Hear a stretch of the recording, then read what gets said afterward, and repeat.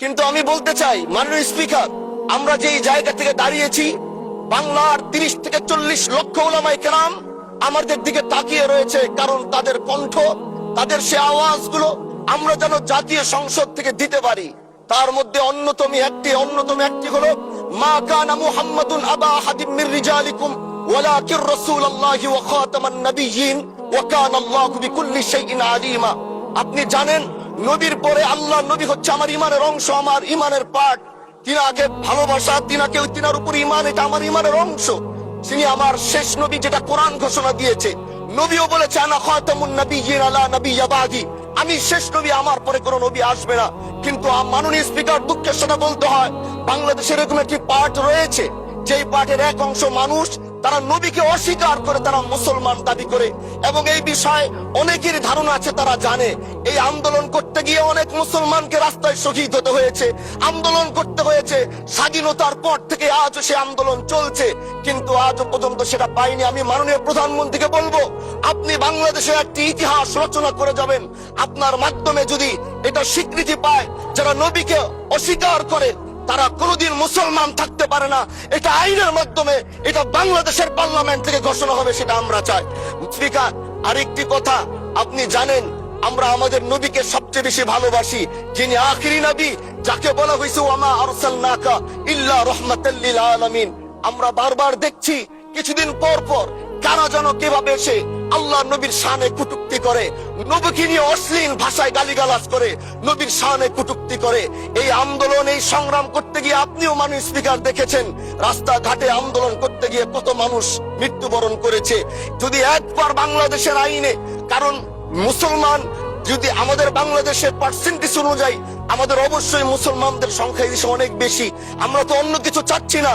এই দেশের মানুষ নামাজ না পড়লেও যদি কেউ নবীকে কটূক্তি করে, তার কলিজা ছিঁড়ে যায়, সে রাজপথে নেমে যায়। আমি বলবো, যারা নবীকে কটূক্তি করে, নবীর নামে গালিগালাজ করে, এদের মৃত্যুদণ্ড, এই আইনটাও যেন বাংলাদেশের এই সংসদ থেকে পাশ করা হয়। আসসালামু আলাইকুম রহমতুল্লাহ। জাতীয় সংসদ এমপি দরিপুর শিবচরের পীরজাদা হানজালা, তিনি বলিষ্ঠ কণ্ঠে, জোরালো কণ্ঠে কথা বলেছেন কাদিয়ানীদের ব্যাপারে, যে নবী সাল্লাল্লাহু আলাইহি সাল্লাম শেষ নবী, মুহাম্মদ সাল্লাল্লাহু আলাইহি সাল্লাম শেষ নবী, তারপর আর কোনো নবী নাই।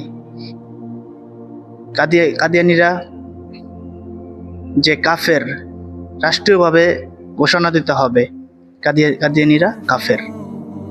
এটা নিয়ে উনি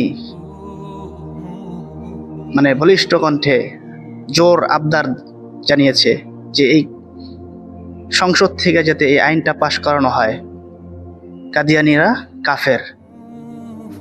এবং তার সাথে সাথেই যে নবী সাল্লাল্লাহু আলাইহি সাল্লামের চরিত্র নিয়ে আঘাত করবে, ব্যঙ্গ করবে, যেই করবে, কোনো পাপিষ্ঠ করবে, তার সম্মানহানি করবে, যেই করুক, আইন পাশ করতে হবে, সর্বোচ্চ শাস্তি, মৃত্যুদণ্ড পাশ করতে হবে। এই আইন পাশ করার জন্য পীরজাদা হানজালা জোর আবদার জানিয়েছে। হাজারো আলেমের কথা তিনি সংসদে নিজ দায়িত্ব থেকে বলতেছেন। তো এটা ভালো লাগার বিষয় যে একজন আমরা এমপি পেয়েছি, যে এমপি 300 আসনের এমপির মধ্যে পীরজাদা হানজালা অন্যতম একজন, যিনি সবসময় বাতিলের বিরুদ্ধে কথা বলে, ন্যায় ইনসাফের কথা বলে। তো পীরজাদা হানজালা কি বলেছেন আমরা একটু মনোযোগ সহকারে শুনে আসি। আজ দাঁড়িয়েছি, হয়তো আমার কথা অনেক লম্বা, আমি জানি না আপনি আমাকে সময় দিবেন কিনা, কিন্তু আমি বলতে চাই মাননীয় স্পিকার, আমরা যেই জায়গা থেকে দাঁড়িয়েছি, বাংলার 30 থেকে 40 লক্ষ ওলামায়ে কেরাম আমাদের দিকে তাকিয়ে রয়েছে, কারণ তাদের কণ্ঠ, তাদের সে আওয়াজগুলো আমরা যেন জাতীয় সংসদ থেকে দিতে পারি।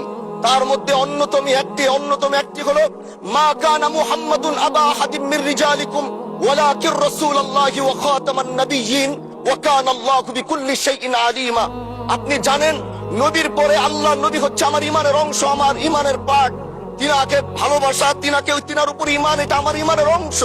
তিনি আমার শেষ নবী, যেটা কোরআন ঘোষণা দিয়েছে। নবীও বলেছে আনা খাতামুন নাবিয়্যিন আলা নাবিয়্যা বাদি, আমি শেষ নবী, আমার পরে কোনো নবী আসবে না। কিন্তু মাননীয় স্পিকার, দুঃখের সাথে বলতে হয়, বাংলাদেশের এরকম একটি পার্ট রয়েছে, যেই পার্টের এক অংশ মানুষ তারা নবীকে অস্বীকার করে, তারা মুসলমান দাবি করে। এবং এই বিষয়ে অনেকের ধারণা আছে, তারা জানে এই আন্দোলন করতে গিয়ে অনেক মুসলমানকে রাস্তায় শহীদ হতে হয়েছে, আন্দোলন করতে হয়েছে। স্বাধীনতার পর থেকে আজও সে আন্দোলন চলছে, কিন্তু আজও পর্যন্ত সেটা পাইনি। আমি মাননীয় প্রধানমন্ত্রীকে বলবো, আপনি বাংলাদেশে একটি ইতিহাস রচনা করে যাবেন। আপনার মাধ্যমে যদি এটা স্বীকৃতি পায়, যারা নবীকে অস্বীকার করে তারা কোনোদিন মুসলমান থাকতে পারে না, এটা আইনের মাধ্যমে, এটা বাংলাদেশের পার্লামেন্ট থেকে ঘোষণা হবে, সেটা আমরা চাই।